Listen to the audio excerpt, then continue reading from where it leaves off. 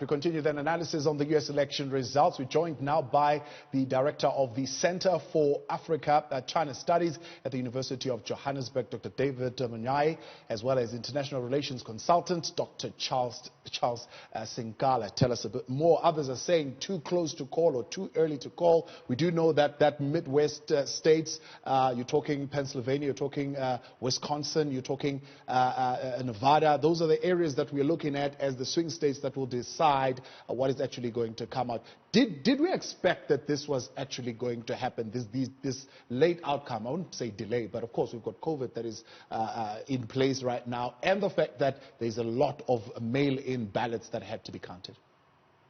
Yeah, yes, definitely. I mean, this is not a simple battle. You know, if you look at the history of elections in the United States of America, it has been a different type of scenario as it is now. And this is predicted that the battle won't be an easy battle.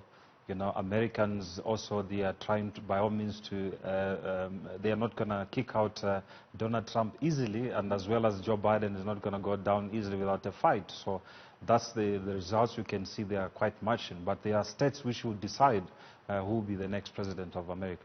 Dr. Munyai, what do you make of Pennsylvania and what is going to come out of there? I mean, Democrats coming out strongly. In fact, I hear one of the members saying, well, Biden will win by 100,000, but many are saying it's pretty much a Trump territory there. It remains Trump's territory, but there's going to be a lot of changes quite soon in the long run if all legitimate ballot boxes are counted.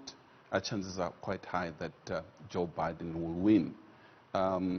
Chances are also very high that there might be legal issues coming out. Yeah. This speaks largely on the confusing nature of the U.S. elections. As exciting as it appears to outsiders, yeah, it's quite complex. All 50 countries, they have a differentiated way of managing elections. Yeah. And quite confusing. Let's talk about that. I mean, the idea is that the mail-in ballots are largely going to be for the Democrats, right? Now, we know that the U.S. Postal Service now did not follow the court order. There are 300,000 votes that are not accounted for. The judge says you must do the sweep. The postmaster didn't do the sweep.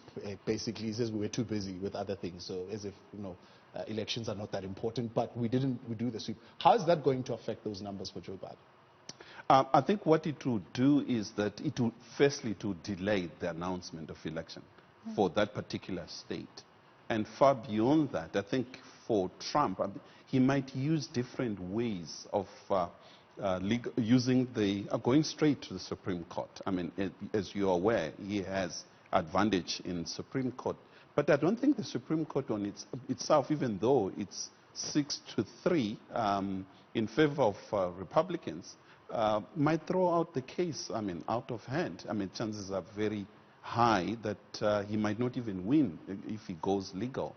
But while we're worried about Pennsylvania, we might not need that for victory for Biden to be declared. If you look at what's happening in Michigan and other states, still in favor of Biden without Pennsylvania. Of course, when we take and talk about an election, especially this part of an election where votes are being counted, it's quite a delicate time. Tone and posture are important because that very much sends messages to those who've cast their ballot and those that are looking on the process around how credible it can be viewed as. Let's talk about these messages being sent out by the incumbent Donald Trump, questioning the validity of the vote counting process, especially in these key swing states. What does that tone do? Yeah, you see, the elections are never going to be peaceful elections on the continent or in the world. You know, of course, there's always political parties taking advantage because at the end of the day, the one has to win the election. So Donald Trump's tweet is intimidating rhetoric of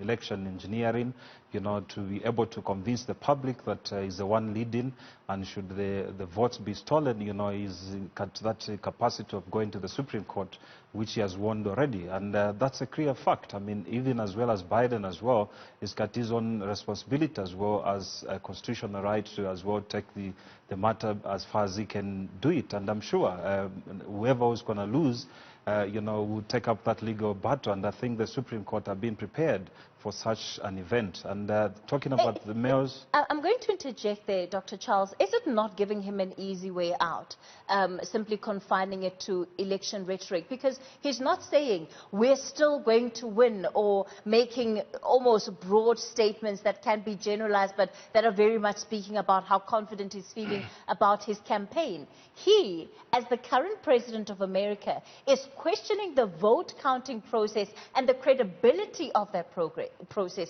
I would imagine that those words carry much more weight than him just being a politician who's posturing and getting ready to maybe win the election. Yes, Donald Trump is not a politician, I must clear that. Donald Trump is a manager. He came from his business empire. Joe Biden has been a politician for over 50 years. So whatever tactics he's doing is through the political system. Donald Trump is coming to manage America, and he's done quite a number of changes which has changed the American status at this stage. But even saying that Donald Trump is the president of the United States of America, there are some certain states where the Democrats have got absolute power. So they've got that control of doing whatever possible that can wave to their side and advantage, where Donald Trump has got no say at this stage. That's why he's sending a very strong warning that should they decide to do whatever which will get to their favor, the Supreme Court will be there to validate their judgment or their actions during the elections. David? I think 4 years of Donald Trump has done massive damage on the standing, the moral leadership of the United States.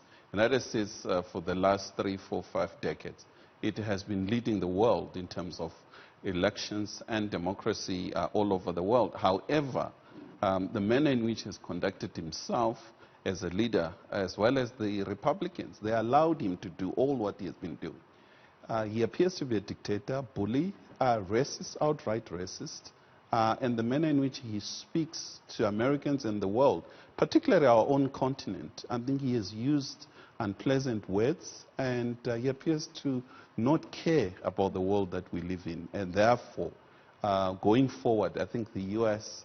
is in a crisis in terms of its own image. The Constitution is too old, outdated, archaic. It needs to be changed, particularly the electoral process itself. Therefore, there's so much that the United States has to learn, including from our own continent. These elections has really opened up the United States. The social media has given us in America that we didn't know. So today we're more learned in terms of understanding the weaknesses of the system. But at the same time, we have to be fair.